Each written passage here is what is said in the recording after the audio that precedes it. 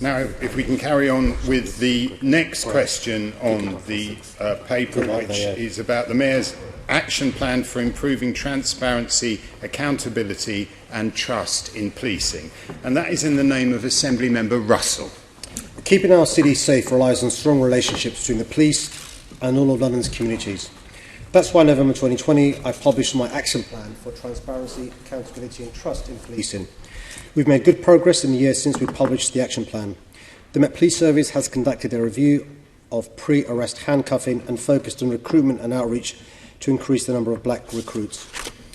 It has also implemented community-led training to ensure new recruits understand the local communities and neighbourhoods they are serving, including training led by Londoners who have lived experience of stop and search. I've made £1.2 million available to the MPS over 3 years to support the progression and promotion of black officers and a further £700,000 to invest in community-led training programmes. The public attitude survey has been extended to ensure the voices of London's black communities are better represented. Claire Waxman, London's Victims Commissioner, has engaged directly with black women survivors to ensure their experiences are better understood. MOPAC regularly publishes updates to provide transparency in the work they're doing, and they're also establishing an external reference group to further embed community experience and community expertise within our work. I've commissioned research into the effectiveness of cannabis enforcement in tackling violence and a review of community engagement and scrutiny functions to ensure Londoners' voices are heard. The Met Police Service has published its new policy on handcuffing, reiterating that handcuffing needs to be justifiable and properly recorded, with that justification clearly explained. Additional training for officers began last month, emphasising that handcuffing should not be routine. I'm grateful to all those involved, including the many Londoners that continue to help shape this work. We must be under no illusion about the scale of the challenges the action plan seeks to address. There is no quick fixes to the complex issues that affect all public institutions spanning across generations. This was shown sadly this week by Asim Rafiq and Yorkshire County Cricket Club. Improving the trust and confidence all Londoners have in their police service is one of the key themes of my draft police and crime plan, which I launched for public consultation this week. The tragic murder of Sarah Everard by a Serbian police officer has further damaged public trust and confidence in our police service, and I've been very clear with the Met Police Service about the changes that public need to see. As Mayor, I'll continue to do everything in my power to champion these efforts to ensure London's police service can regain the trust and confidence of the people it serves. Thank you, Mr Mayor, and I appreciate you've been doing a lot of work on police powers, working with black communities and working to ensure police better understand communities. Now, I want to pick up on police accountability and disproportionality and raise with you a recent example of a lack of transparency. So in July, I asked you about the demographics of people who had their e-scooters seized. My intention was to check whether there was any disproportionality. The response in September said, and I quote, "The Met do not have the data to be able to report against this." So I was very interested when the charity Possible recently used FOIs to the Met to ask about the demographics of people stopped for e-scooter offences.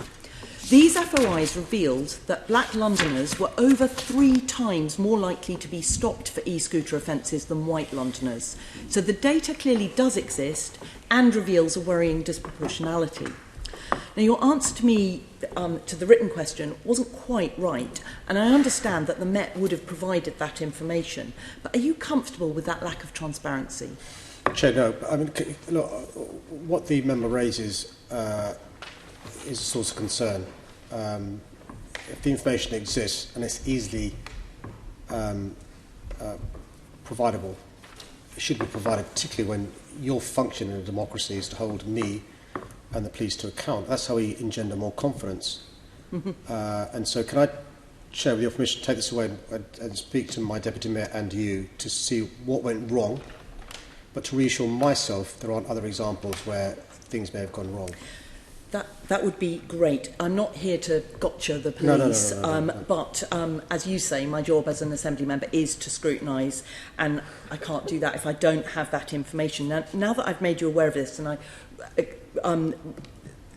welcome your response, can you also consider, in the spirit of the transparency aim of your action plan, to commit to reporting the data on e-scooter seizures so it can be scrutinised to check for disproportionality? And will you add it to your action plan dashboard? Which I'm not sure how easy or difficult it is, but let's work on the basis it's not difficult. If that's the case, then I think we should make it. We should provide it, not just to you, but it should be provided. So can I, as part of the work that you're going to do with my deputy mayor and myself, take that away as well? And if I don't see why, if it's the case that information is available, we're not providing it. Thank you very much. That is a welcome commitment. Now, there are some outstanding actions that the Met need to do for the Police and Crime Committee that stretch back to the 15th of May 2018.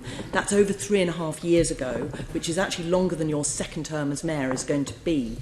Only 34% of October's written mayor's questions about policing were answered in the MOPAC agreed timeframe, and September was 61% and July only 37%.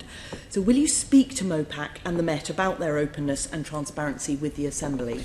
Yeah, some of that, Chair, I'm more than happy to, of course I am. Some of that is simply, I think, bandwidth. What we are criticised for doing is having too many staff working for MOPAC, doing the accountability stuff that's so important in a democracy, and trying to pivot the resources towards frontline services. So we've got to make sure we balance the resources around that. But if it's the case that the staff who are there should be providing swifter responses, but they aren't for reasons we've got to look into that.